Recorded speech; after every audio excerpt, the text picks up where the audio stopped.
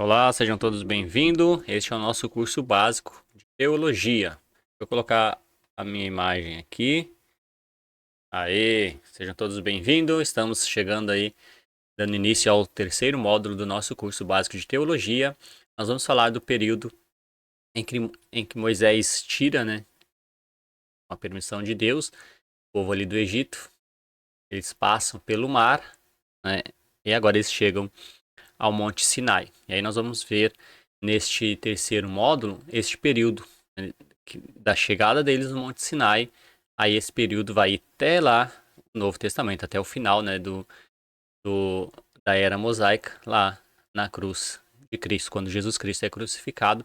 Então este módulo é um módulo muito importante, né, do nosso curso para nós entendermos corretamente aí as escrituras, tá bom? Vamos dar início então. Deixa eu colocar o slider aqui e a gente vai conversando sobre esta primeira parte, esse momento em que eles chegaram ali no Monte Sinai e acamparam ali. Lembrando, né, que eles vão ficar um período no Monte Sinai, um período de 2 anos, Deus preparando eles para eles entrar na terra do Egito. Né? Mas aí nós vamos ver que não foi suficiente esses 2 anos, né? Eles fracassaram e aí tiveram que ficar aí um longo período aí andando pelo deserto até entrar na terra prometida. E é por isso que é muito importante nós entendermos este momento, né? O que aconteceu ali, por que eles demoraram tanto para entrar na terra prometida, se Deus havia prometido que daria esta terra para eles, e Deus sendo um Deus poderoso, amoroso, né, generoso, ele iria guiar esse povo rapidamente. O período escolhido por ele, até este povo estar pronto, foi este período de 2 anos, mas o povo fracassou, né? E aí eles foram punidos, e aí eles caminharam aí 40 anos pelo deserto para entrar na terra prometida. Vamos lá então a nossa aula. Era mosaica.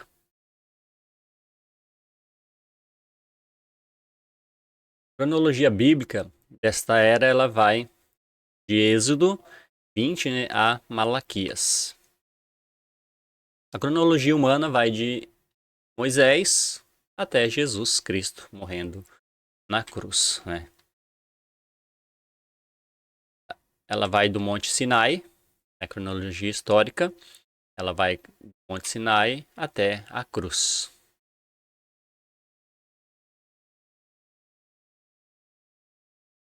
Êxodo 20, versículo 40. Leis, leis que Deus vai dar para este povo, né? Como eu falei no final da aula passada, eles eram escravos, todos eles nascidos escravos. Então eles não sabiam viver como um povo civilizado. Então era necessário essas leis, né, para este povo poder viver corretamente lá. Deus estava preparando eles para eles viver como uma sociedade. No, no versículo 40 aí do capítulo 20, é, do, do capítulo 20, não, este é o período, né, que Deus vai dar essas leis para eles. Capítulo 20 ao capítulo 40. Né? Deus vai dar todas essas leis. No total foram 613 mandamentos. Né? Nessas leis aí estavam incluso várias coisas, né? Cerimônias, leis cerimoniais, leis militares, agrícolas, e aí foi dado todas essas leis para eles. O tabernáculo, eles montaram, quando eles se acamparam ali, foi montado o tabernáculo no meio deles, né? E aí era uma tenda desmontável, né? Onde deveria ser realizados os cultos, né, dos israelitas, que consistiam principalmente em sacrifícios. Muito prático para a situação em que estavam vivendo, né? Ainda eles eram nômades em busca da terra prometida e tornou-se ali o centro, né, religioso daquele povo. Ali eles participavam de todos esses momentos ali de adoração que Deus havia guiado eles para fazer. Qualquer sacrifício podia ser feito apenas pelo sacerdote e somente era feito sacrifícios, né, dentro ali do tabernáculo.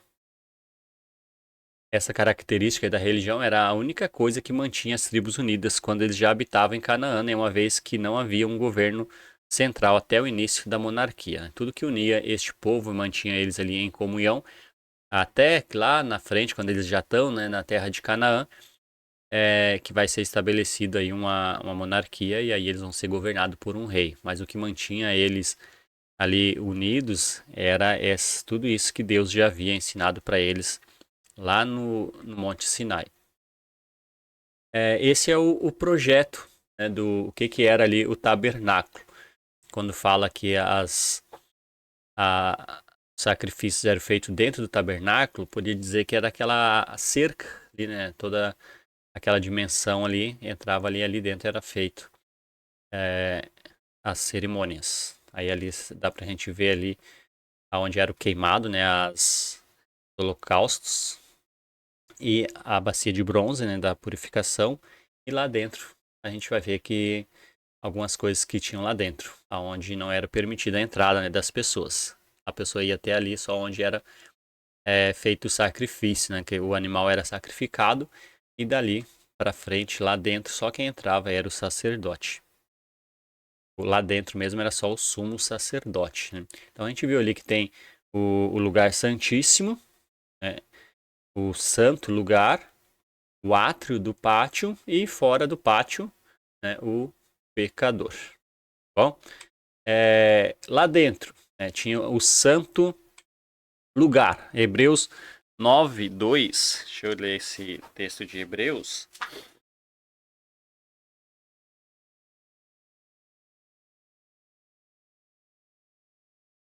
Hebreus 9, capítulo 2, diz: com feito, né, foi preparado o tabernáculo, cuja parte anterior, onde estavam o cordeiro e a mesa, e a expiação dos pães, né, se chama o santo lugar. Este era uma área medindo ali 9 metros e 15 por 4 metros e 57 aí, de largura. Este era o tamanho deste espaço que tinha ali, onde ficava essas partes que a gente vai ver agora. Ali ficava a mesa dos pães. A mesa era para o pão, né, da apropriação.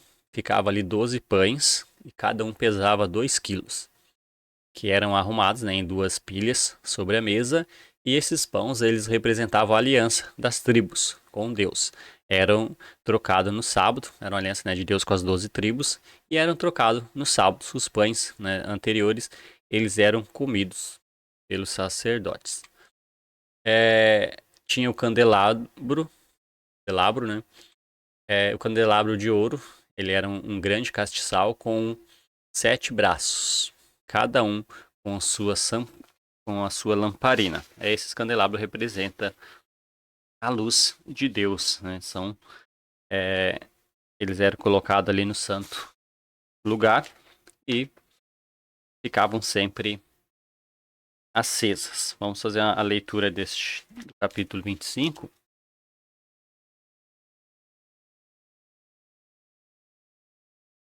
Versículo 31 ao 40.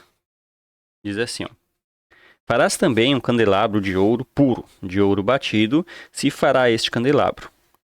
O seu pedestal, as suas hastes, o seu cálice e as suas maçanetas, e as suas flores formarão com ela uma só peça. 6 hastes serão dos seus lados, 3 de um lado e 3 do outro. Numa haste haverá 3 cálices com formato de amêndoas, uma maçaneta, uma flor e 3 cálices com formato de amêndoas. Na outra haste, uma maçaneta e uma flor. Assim serão as 6 hastes que saem do candelabro. Mas o candelabro mesmo haverá 4 cálices com formato de amêndoa, com suas maçanetas e com suas flores. Haverá uma maçaneta sobre 2 hastes que saem dele, e ainda uma maçaneta sobre 2 outras hastes que saem dele, e ainda mais uma maçaneta sobre 2 outras hastes que saem dele. Assim se fará com as 6 hastes que saem do candelabro. As suas maçanetas e as suas hastes serão do mesmo. Tudo será de uma só peça, obra batida de ouro puro. Também lhes fará 7 lâmpadas, as quais acenderão para iluminar defronte dele as suas espevitadeiras, e os seus apagadores serão de ouro puro. De um talento de ouro puro se fará o candelabro, com todos esses utensílios. Vê, pois, que tudo faça segundo o modelo que te foi mostrado no monte. Então aí fala sobre como Deus pediu que fosse feito esse candelabro. É importante a gente estar lendo esses textos, porque qual era a preocupação de Deus, né, se esse candelabro ele tinha que ser exatamente como Deus havia mostrado naquele período que Moisés ficou lá no Monte Sinai. Então, Deus dá o modelo exato e as medidas como que ele queria. A gente viu anteriormente que ali dentro do tabernáculo, onde tinha aquelas salas, tudo foi projetado por Deus com medidas exatas, e eu coloquei ali até os centímetros, porque tudo tinha que ser feito exatamente como Deus mandou fazer, né? Deus, ele é o arquiteto e ele desenha exatamente como ele quer. Então não cabe a nós mudar essas medidas. E nós vamos falar bastante sobre essa metodologia de Deus, né? Como que ele espera que sejam feitos. Uma vez que ele dá a medida, o modelo, tem que ser exatamente como ele quer. Lembra lá da arca, quando Noé constrói a arca, Deus deu as medidas, o tipo de madeira, né, o tipo de material, tudo exatamente como ele fez. E uma vez que Noé fez exatamente como Deus projetou, ele foi salvo, né? A arca ficou submersa aí, inundou-se a terra, mas a arca ficou submersa porque Deus projetou ela para não afundar, né? Ficou ali. Porque Deus espera de nós e façamos exatamente como ele quer. Tinha o altar dos incensos lá dentro também, né? Era o local onde queimava a resina aromática de certas árvores. Eram queimadas nas cerimônias de adoração. E esse aroma aí era agradável a Deus. E tinha o lugar santíssimo. Hebreus 9, que a gente leu o versículo 2. Vamos ler do 3 ao 7. Nesse lugar não era permitida a entrada, né, dos sacerdotes. Somente o sumo sacerdote podia entrar aí neste lugar. E aí diz assim, a partir do versículo 3. Por trás do segundo véu se encontrava o tabernáculo que se chama o Santo dos Santos, o qual pertencia a um altar de ouro para o incenso e a arca da aliança, totalmente coberta de ouro, na qual estava uma urna de ouro contendo o maná, o bordão de Arão, que floresceu, e as tábuas da aliança, e sobre ela os querubins de glória, né? E com a sua sombra cobriam o propiciatório. Dessas coisas, todavia, não falaremos agora pormenorizadamente. Ora, depois de tudo isto, assim preparado continuamente, entram no primeiro tabernáculo os sacerdotes, para realizar os serviços sagrados. Mas no segundo, o sumo sacerdote, ele sozinho, uma vez por ano, e não sem sangue, e oferece por si pelos pecados de ignorância do povo. Então, era o lugar santíssimo, ele era quadrado, com as medidas da largura, né, do lugar santo, mas ele era quadrado com a mesma largura por comprimento, aí, 4,57 centímetros. E lá dentro, né, a gente viu que estavam a arca. A Arca da Aliança era uma caixa de madeira revestida de ouro, onde eram guardadas 2 placas de pedras, em que estava escrito aí a lei dos mandamentos. Uma urna de ouro, contendo um maná, e a vara de Arão, que floresceu no deserto. Era a parte mais sagrada do tabernáculo. O sumo sacerdote ele só entrava uma vez por ano para fazer a expiação pelo pecado do povo. Era separado do santo lugar por uma cortina. era permitida a entrada de qualquer outra pessoa. Qualquer um que entrasse ali morreria, né? O sumo sacerdote, ele entrava ali também só no dia da expiação, uma vez por ano, né? A expiação, ele entrava lá para fazer aquele processo ali de aspergir o sangue, né? Do animal oferecido pelo pecador para ser apaziguada a ira de Deus, né? Mas somente o sumo sacerdote podia entrar ali. Livro de Levítico, né? Chegando ao final de Êxodo, o autor é Moisés, né? A data aí é o mesmo período, né? De 1446 a.C. a 1406. O livro de Levítico é o terceiro livro do Velho Testamento, chama-se Levítico pelo fato de ser o registro de leis referente aos levitas e os seus serviços religiosos. Os levitas, descendentes da tribo de Levi, eram homens separados para servir como sacerdotes. A lei de Moisés, em Números, capítulo 1, 47 ao 54, capítulo 3, 5 ao 8, capítulo 18, 20 ao 24. Seus serviços era cuidar da parte religiosa. Os levitas, eles não receberam herança na terra prometida e por isso eles viviam do serviço religioso. E eles eram sustentados pelos dízimos da nação de Israel e mais tarde nós vamos ver sobre isso, tá bom? Esse é o contexto aí do livro de Levítico. Levítico 23, 1 e 2 diz que o povo de Deus comemorava 7 festas, eram comemoradas por eles. Mas eu vou falar sobre essas festas na próxima aula. Bom, nós paramos por aqui nesta aula. Na próxima aí nós vamos falar sobre estas festas. Bom, nós vimos aí então o povo chega no Monte Sinai, eles vão acampar ali e bem no meio, né, do acampamento Deus manda construir o tabernáculo, aquele lugar cercado, onde tem aquele projeto ali, mostrando exatamente como Deus pediu a Moisés. Deu as medidas, o tamanho e o que colocar lá dentro e o que representava cada um, né, daqueles móveis ali dentro. E tinha o santo dos santos e tinha o lugar santíssimo, onde era a morada de Deus, né? Lá dentro não podia entrar ninguém, é onde ficava a arca. E ali o sumo sacerdote entrava uma vez por ano, né? Uma vez por ano, no dia da expiação, o pecador ia lá até os sacerdotes e levava um animal, né, sem defeito, de um ano. E ali aquele animal ele era matado na frente do pecador, né? Quem levava o animal, ele assistia o sacrifício. Por que ele assistia?